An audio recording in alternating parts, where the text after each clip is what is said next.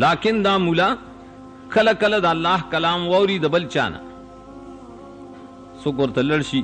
هغه مشرک بدعتي مولا ته چې دغه د مال او سپیکر کې اورېد امین الله مولوي صاحب نه هغې کې ویلو چې الله نه سوا بل چا ته را مدد شمو ہے الله فرمایلو ادعوني قال ربكم ادعوني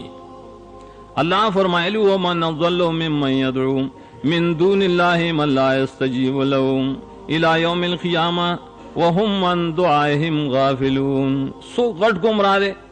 سو ډېر کافر دے دا غشانه چې الله نه سوا هغه چا ته را مدد شوي چې د حاجت نشي پوره کولی قیامت پورې نشي پوره کولی ولې به پوره کي خو د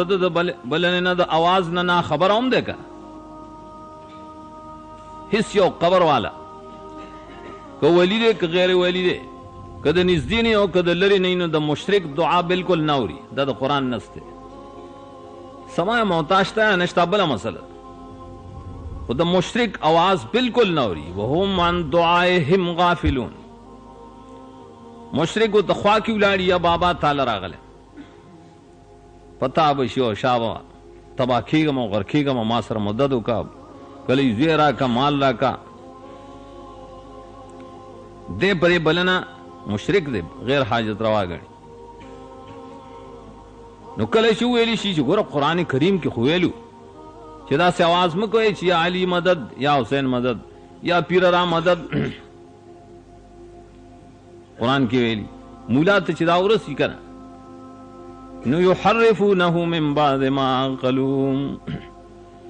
پوه شي په دې باندې ښه په مطلب یې پوه شي چې واقعي په دې آیت کې دغه مسله ده څنګه چې د عالم ویلې ده لیکن دا یې کمبخت د ضد د اناد د وجې زر دا مقصد بدل کی چې نه